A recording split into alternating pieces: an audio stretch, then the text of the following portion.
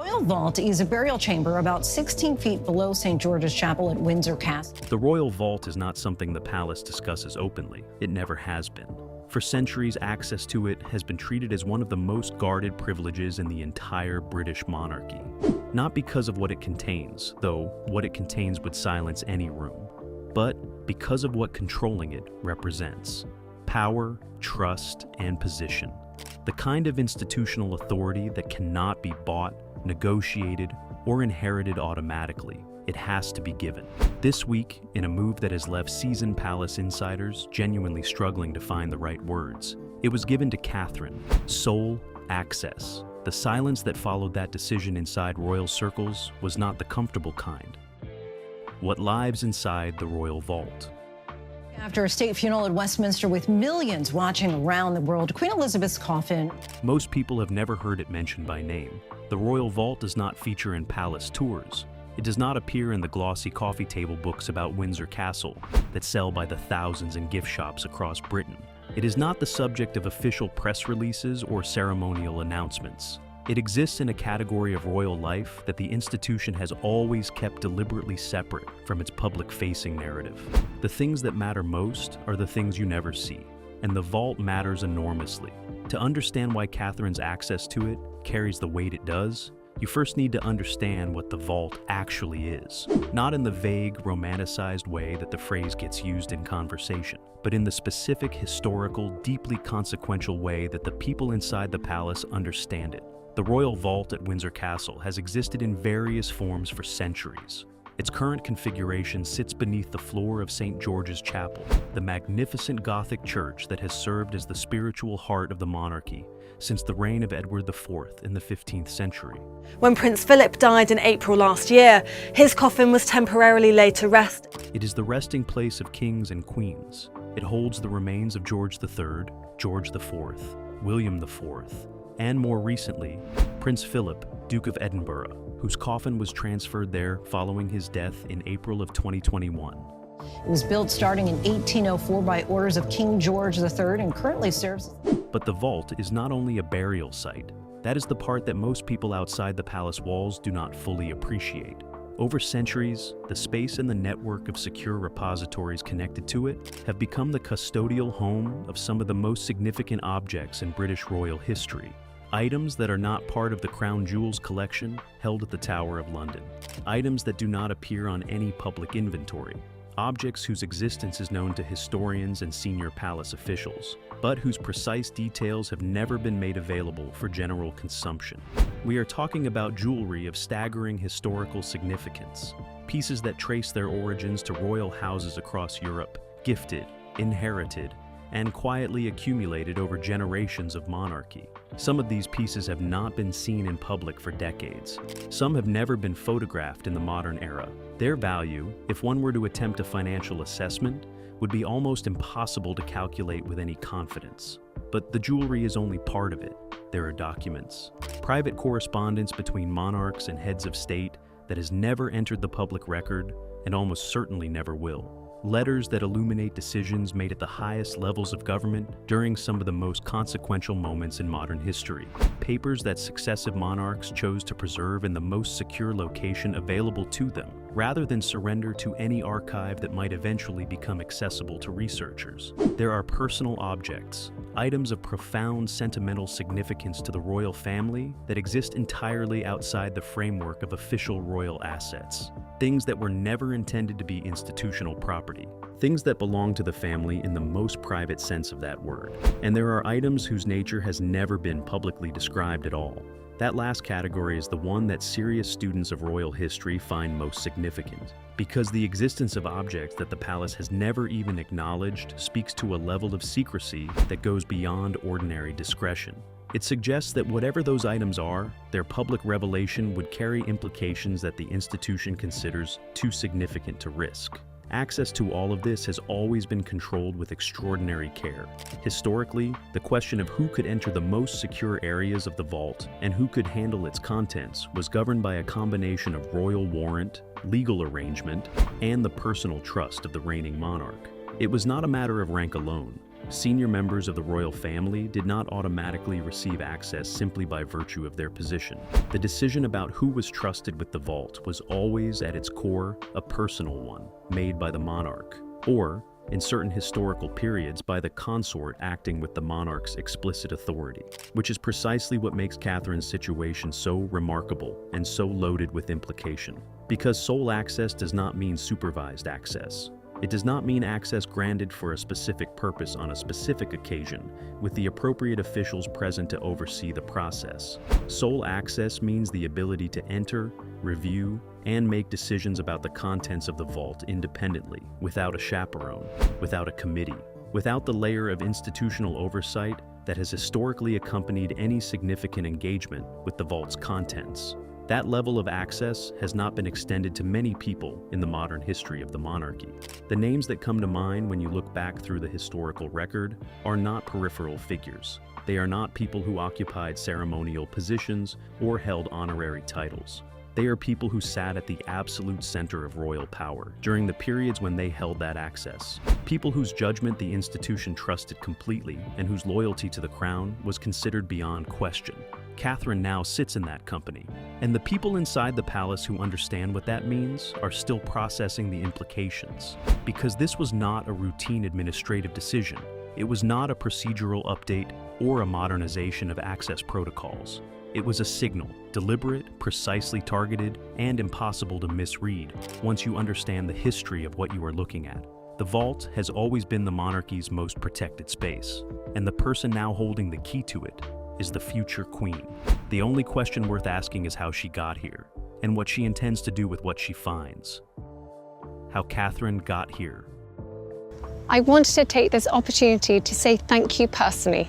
Nobody arrives at the center of royal power by accident. That is the first thing you need to understand about Catherine's journey to this moment. The second thing you need to understand is that the path she took was neither straightforward nor guaranteed. There were years of uncertainty, years of public scrutiny so intense that it would have broken most people.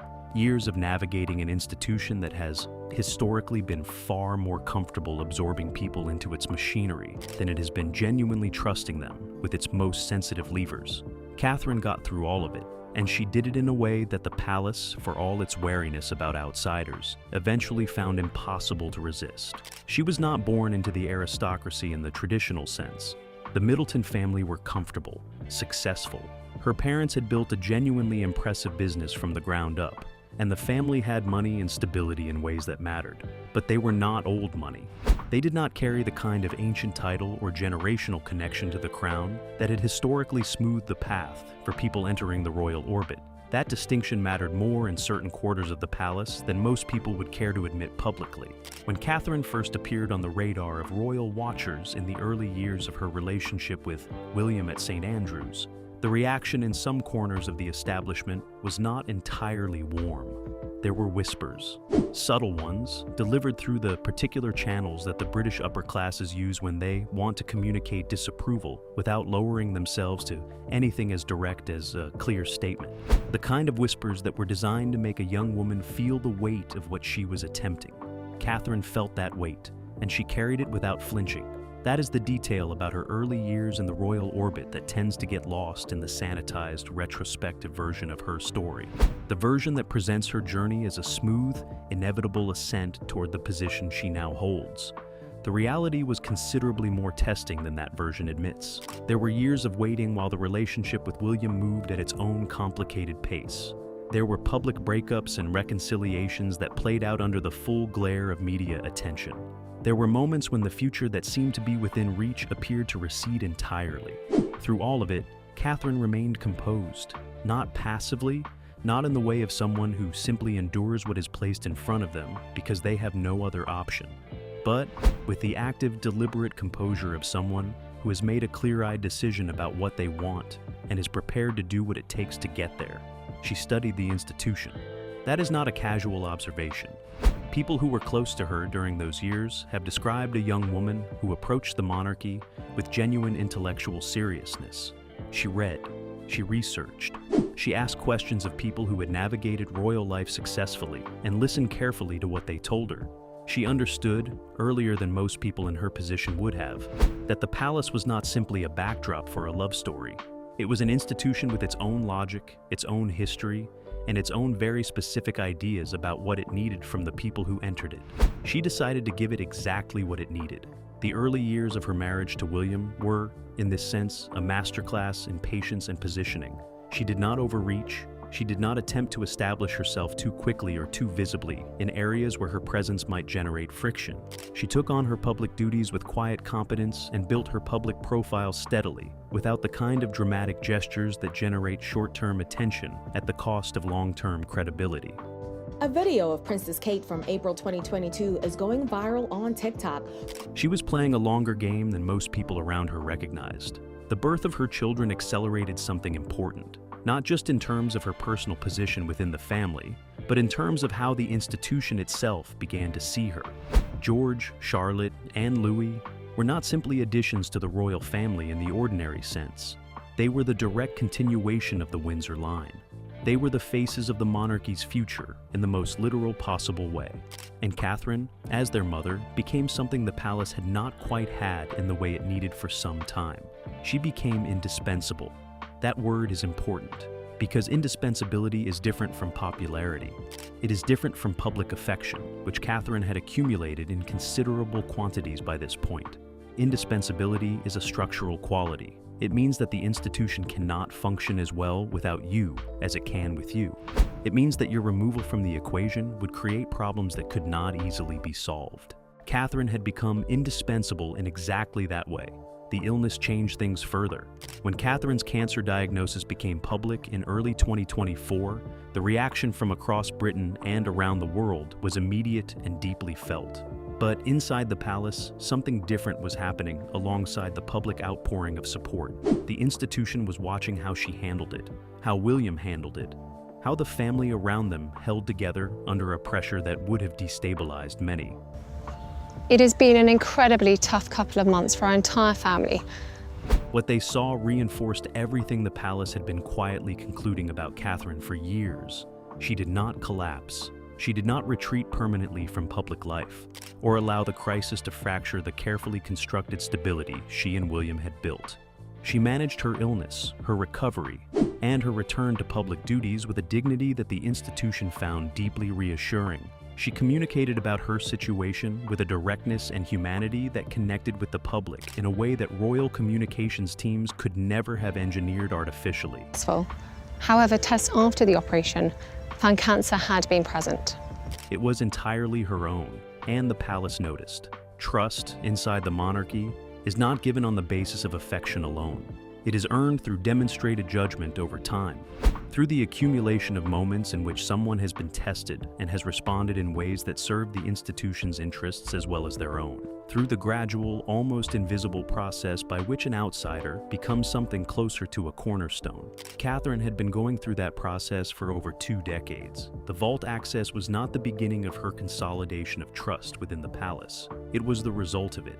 It was the institution's way of acknowledging, in the most concrete terms available to it, that the young woman who had once been the subject of aristocratic whispers and media scrutiny had become something that the monarchy does not easily produce and cannot afford to lose. Someone it trusts completely. Someone it is prepared to hand its most protected secrets to and walk away without looking back. The journey from St. Andrews to the royal vault was not a short one. It was not an easy one, but Catherine had understood something from very early on that most people around her had taken considerably longer to grasp. The palace does not give its deepest trust to the people who want it most visibly. It gives it to the people who earn it most quietly. And quiet had always been one of Catherine's greatest strengths.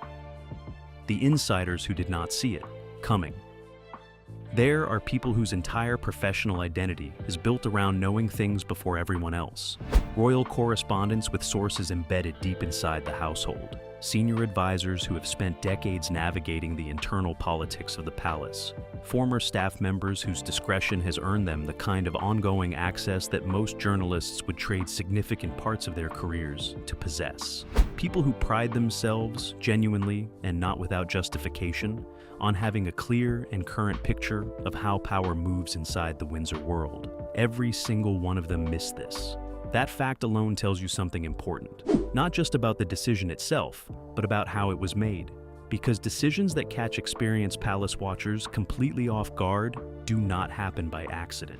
They happen when someone at the very center of the institution has made a deliberate choice to keep the process contained, to limit the number of people who knew what was coming, to move quietly and quickly through the necessary steps and present the outside world with a fait accompli before the speculation could begin. That is exactly what happened here. The first indication that something significant had shifted came not through any official announcement, but through the particular silence that descends on royal circles when something has occurred that nobody quite knows how to contextualize yet. Experienced royal watchers describe it as a specific kind of atmospheric change, a moment when the usual flow of information slows almost imperceptibly, and the people who normally have something to say suddenly find themselves saying very little. That silence arrived before the details did, and when the details followed, the reaction inside informed circles was not the measured, analytical response of people who had been tracking a development and were now seeing it reach its logical conclusion. It was something considerably more unguarded than that. It was genuine surprise. The reasons for that surprise were layered. On one level, the insiders who were caught off guard had simply miscalculated the pace at which Catherine's position within the institution was solidifying. They had understood, in a broad sense, that she was accumulating trust and influence. That was visible enough to anyone paying attention. But the vault access represented a quantum leap beyond what most of them had anticipated in this time frame. It suggested that the consolidation of her position had been happening at a depth and a speed that their sources had not fully captured. That was a professional embarrassment of a particular kind. But there was a second layer to the surprise, one that cut deeper than wounded professional pride. The insiders who were most stunned were not the ones who had underestimated Catherine. They were the ones who had placed their confidence in a different version of the future. People who had read the internal dynamics of the palace and concluded, with what felt like reasonable certainty, that the axis of power in the post-Elizabeth monarchy would develop differently, that the influence of certain other figures would prove more durable, that the realignment happening around William and Catherine would be slower and more contested than it was turning out to be. Those people had been wrong, and being wrong about something this significant, in a world where your value depends entirely on being right, is not a comfortable place to find yourself. The conversations that followed the news breaking in informed circles were revealing in their texture, not the public conversations, the private ones, the kind that happen over dinner in the restaurants near St. James's Palace that senior royal figures and their associated networks have been using for generations as venues for candid exchange. The conversations where people who cannot say what they actually think in public find ways to say it to each other. Those conversations kept returning to the same question. How had Catherine managed it? Not in an admiring way necessarily, though there was admiration mixed in among the more complicated emotions. But with the genuine analytical puzzlement of people who study power for a living, trying to reconstruct a sequence of events they had failed to anticipate, the answers they were arriving at were not entirely comfortable, because the more carefully the insiders examined the timeline, the more apparent it became that Catherine had not made a sudden dramatic move to secure this access. She had not leveraged a specific moment of crisis or capitalized on a particular window of opportunity in the obvious way that palace power plays sometimes unfold. She had done something considerably more difficult and considerably more impressive. She had simply been exactly what the institution needed for long enough that the institution had eventually moved toward her on its own. That kind of influence does not generate the dramatic moments that make for easy analysis. It does not produce the visible confrontations or the traceable negotiations that political observers know how to map and explain. It accumulates in the spaces between events, in the quiet consistency of someone who shows up, delivers, and never gives the institution a reason to doubt them. The insiders had been looking for the moment, the decisive move, the visible power play. There had not been one. There had just been Catherine, doing what she had always done, until the palace arrived at a conclusion that now seemed, in retrospect, almost inevitable. Almost. Because there was one group of people inside the royal world for whom this development was neither surprising nor inevitable feeling. One group who had been watching Catherine's accumulation of institutional trust with a very different set of emotions from those of the stunned correspondents and miscalculating advisors. They had seen this coming. They had watched it build. They had understood where it was heading, and they had spent months trying to work out what it would mean for their own position when it finally arrived. That group had a name everyone recognized, and their silence in the wake of this announcement was not the silence of people who had been caught off guard. It was the silence of people who had been dreading exactly this moment, and now it was here. What this means. For Camilla, there is a particular kind of silence that is not about having nothing to say. It is about having too much to say and nowhere safe to say it. That is the silence coming from Camilla's direction in the days since Catherine's vault access became known inside palace circles. Not the silence of someone unbothered by a development that does not affect them. Not the comfortable quiet of a woman secure enough in her position to watch events unfold without feeling their weight. The other kind. The kind that comes from a person who understands exactly what has just happened, exactly what it means for their standing, and exactly why there is no public response available to them that would not make their situation considerably worse.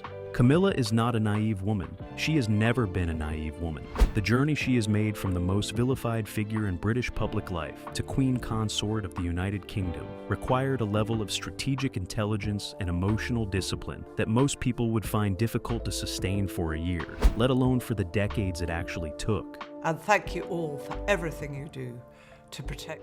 She knows how the institution works. She knows how power moves inside it. She knows how to read signals that are never articulated directly. And she has read this one with complete clarity. The question is what it actually says to her, what the specific implications of Catherine's vault access are for a woman who holds the title of Queen Consort, but who has always understood, on some level, that her position within the institution rests on foundations that are more complicated than her title suggests. To understand that, you need to think carefully about what the vault access represents in terms of hierarchy. The royal vault is not simply a storage facility. As we established earlier, it is the monarchy's most protected space, the repository of its most sensitive assets, the place where the institution keeps the things it trusts, least to the outside world. Access to it has always been, at its core, a statement about where the institution places its deepest confidence. Catherine now has that access. Camilla does not. That distinction, sitting quietly beneath the surface of all the official language about royal duties and ceremonial positions, is the detail that changes the picture entirely. Because whatever Camilla's title says about her place in the monarchy, the vault access says something different.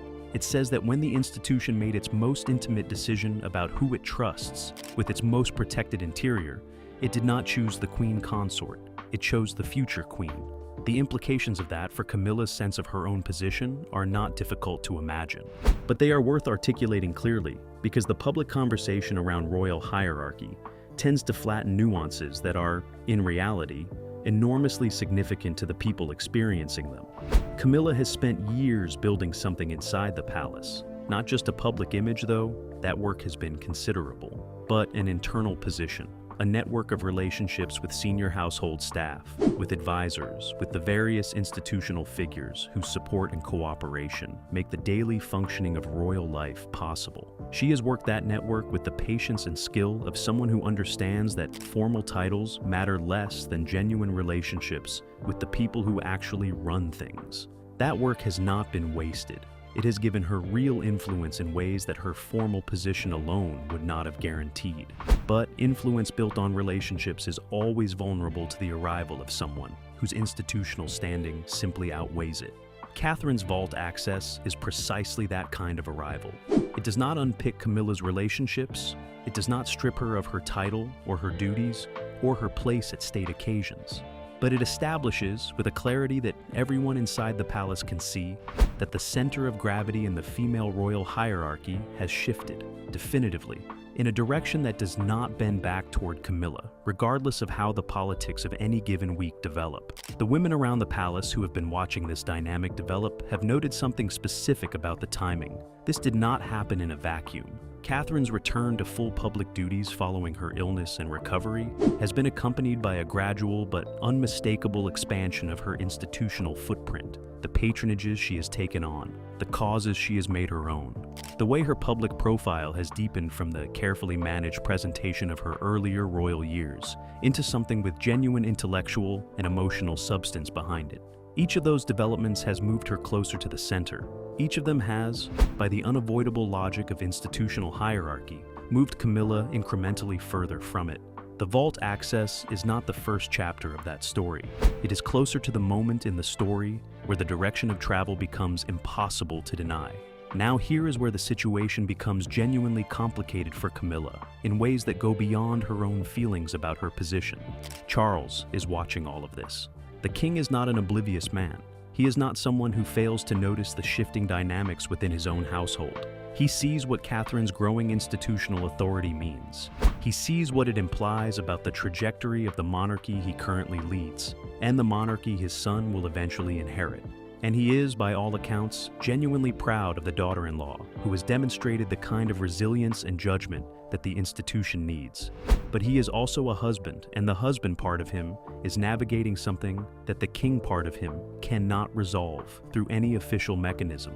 Because there is no protocol for telling your wife that the institution you lead has just signaled, in the clearest terms available to it, that her place within it has a ceiling.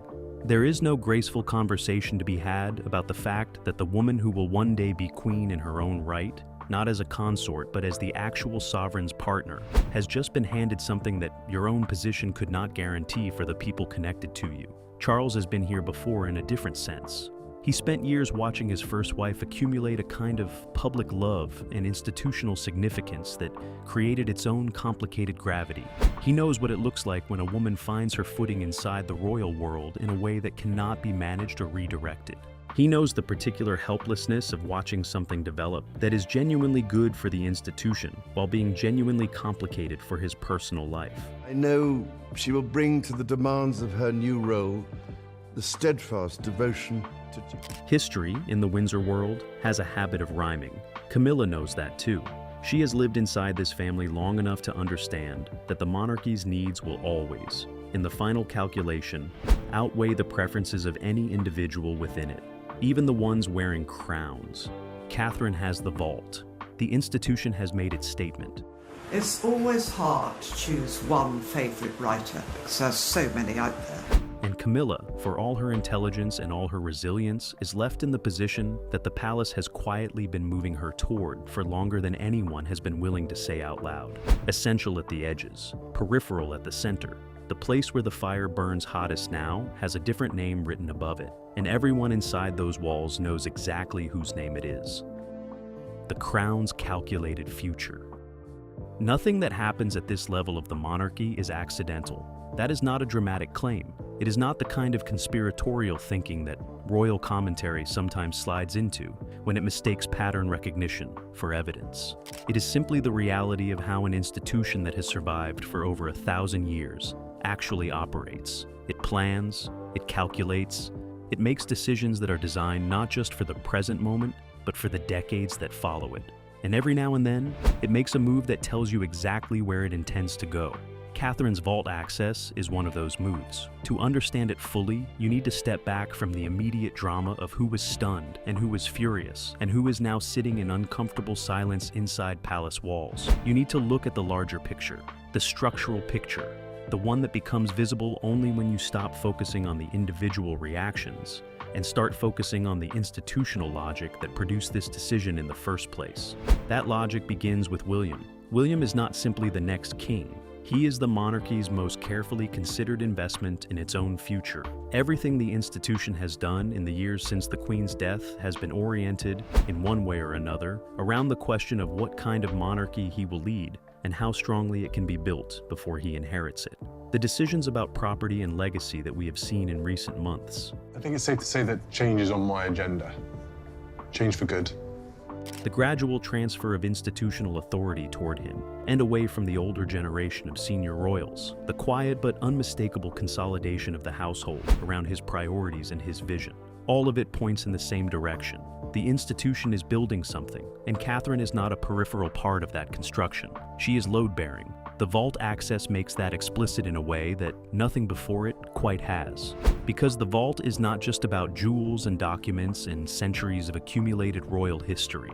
Significant as all of those things are, the vault is about the interior of the monarchy, the part that the public never sees, the part that requires not just competence or loyalty or public appeal, but a specific kind of judgment that the institution trusts with its most irreplaceable assets. Granting Catherine sole access to that space is the palace saying, in the clearest language available to it, that she has that judgment, that she is trusted with the interior. That distinction carries weight that will only grow more significant as time passes, because the monarchy that William and Catherine are building together is not going to look identical to the one that preceded it. That much is clear from the direction of travel already visible in the decisions being made around them. It is going to be leaner, more focused, more deliberately oriented around a smaller core of people, whose roles are clearly defined and whose institutional authority is unambiguous. In that model, the question of who controls the interior of the monarchy is not a ceremonial one. It is a foundational one. Catherine controlling the vault is Catherine controlling the narrative of what the monarchy keeps, what it protects, and what version of its own history it carries into the future. That is an extraordinary amount of power dressed in very quiet clothing, and it has been handed to her not because of her title or her position in the line of succession, but because of 20 years of demonstrated judgment inside one of the most demanding institutions on Earth. Now, here is the dimension of this story that takes it beyond palace politics entirely. The timing matters. Catherine's return from illness was always going to be a significant moment, but the way it has unfolded has exceeded what most observers anticipated. She did not return diminished. She did not return cautiously, easing herself back into a reduced version of her previous role. She returned with a clarity of purpose that people around her have described as striking. Princess Kate back in the spotlight, joining the royal family for a weekend of remembrance. As though the experience of illness had burned away whatever residual uncertainty remained about who she was inside this institution and what she intended to do with her position in it. The vault access arriving in this context is not coincidental. It is the institution responding to what it sees in front of it. A woman who has been tested at the most personal level and has come through it with her judgment intact and her commitment to the crown undiminished. A woman who has demonstrated, in the most concrete terms possible, that she is not going anywhere, that she is not a temporary feature of the royal landscape or a figure whose significance might diminish as circumstances change. She is permanent, and the palace has decided to treat her accordingly. The longer-term implications of that decision extend well beyond the current reign.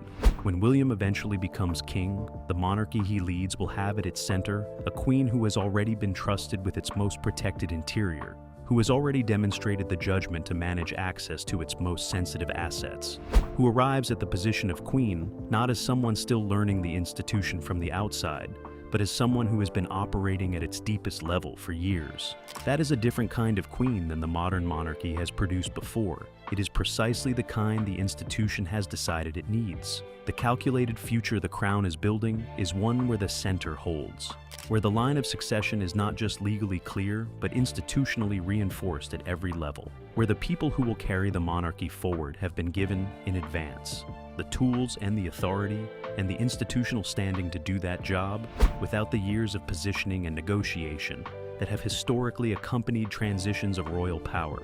William and Catherine are not waiting to become the monarchy. They already are it.